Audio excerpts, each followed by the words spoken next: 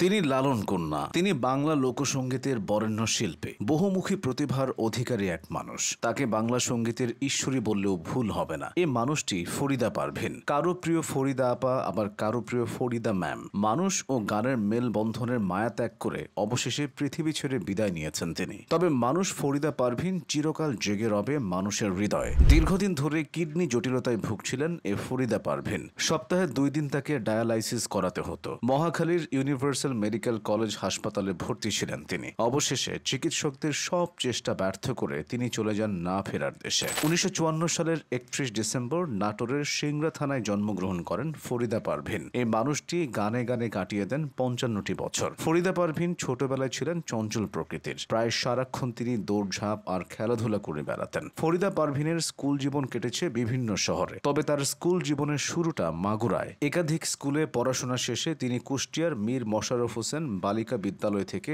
SSC পাশ করেন। 1974 সালে Kushtia girls college থেকে এইচএসসি এবং একই কলেজ থেকে স্নাতক শেষ করেন। মাত্র 14 বছর বয়সে 1968 সালে তার পেশাদার সঙ্গীত জীবন শুরু হয়। গানের প্রতি তার বাবার টান ছিল বেশি। তার দাদিও গান করতেন, তাই বলা যায় পারিবারিক সূত্রেই গানের ভুবনে আসেন। বাবার চাকরির সুবাদে তার শৈশব কাটে মাগুরা জেলায়। সেখানে ওস্তাদ কমল চক্রবর্তীর কাছে সঙ্গীতের হাতে খড়ি হয় ফরিদা পারভীনের। শুরুতে নজরুল সঙ্গীত, পরে আধুনিক গান দিয়ে ফরিদা পারভীনের যাত্রা শুরু হলেও জীবনের বেশিরভাগ সময় কেটেছে লালন শাহের গান গেয়ে। 1968 সালে তিনি রাজশাহী বেতারের তালিকাভুক্ত নজরুল সঙ্গীত শিল্পী হিসেবে নির্বাচিত হন। বাংলাদেশ স্বাধীনের পর লালন সাইজির গানের সঙ্গে ফরিদা পারভীনের যোগাযোগ হয়। তখন তিনি কুষ্টিয়াতে থাকতেন। সেখানে তাদের পারিবারিক বন্ধু ছিলেন মোকসেদ আলী শাই। 1973 সালে ফরিদা পারভীন তার কাছেই সত্য বলো সুপথে চলো গান শেখার মাধ্যমে লালন সাইজির গানের তালিম নেন। মোকসেদ আলী শাহের মৃত্যুর পর খোদা বক্সাই, ব্রজেন দাস, বেহাল শাই, ইয়াসিন শাই ও করিম শাহের কাছে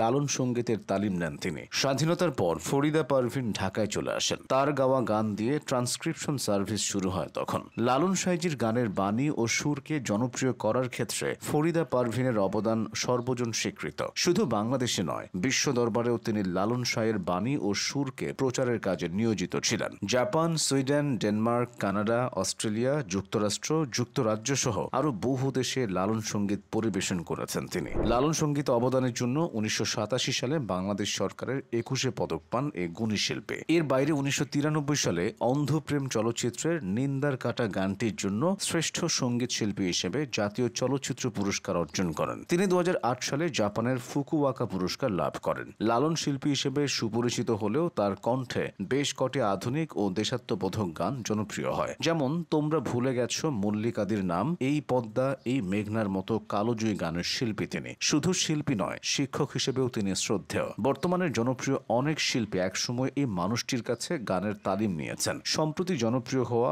বাজি গানের শিল্পী হাশিম মাহমুদও একসময় ফরিদা পারভীনের গানের ছাত্র ছিলেন। এছাড়াও কলকাতা কিংবা বাংলাদেশের বহু শিল্পী তিনি নিজ হাতে গড়ে তুলেছেন। তার গানের সুর কিভাবে অন্তর্ভেদ করতে পারে সেটা একমাত্র তার ভক্তরাই জানে। তবে সকলকে কাঁদিয়ে পৃথিবী ও গানের মায়া ছেড়ে চলে গেছেন এই মহান শিল্পী। হয়তো তাকে স্মরণ করে ভক্তরা আনমনে বলে উঠবেন, সকলেই চলিয়া যায়, সকলের চলে যেতে হয় বলে।